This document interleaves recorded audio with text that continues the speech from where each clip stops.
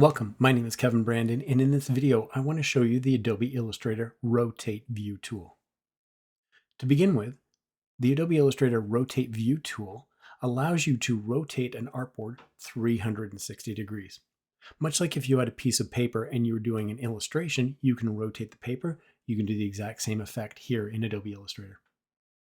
The Rotate View tool is located under the Hand tool, so by clicking on the Hand tool, I can choose the Rotate View tool, or use the quick key Shift+H.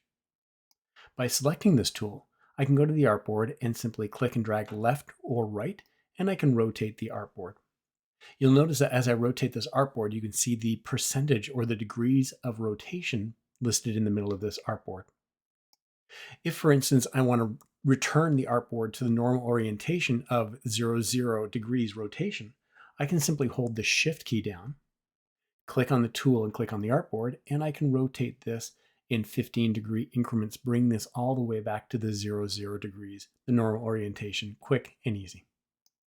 By pressing the H key, I return to the normal hand tool and I can continue working in my Adobe Illustrator file.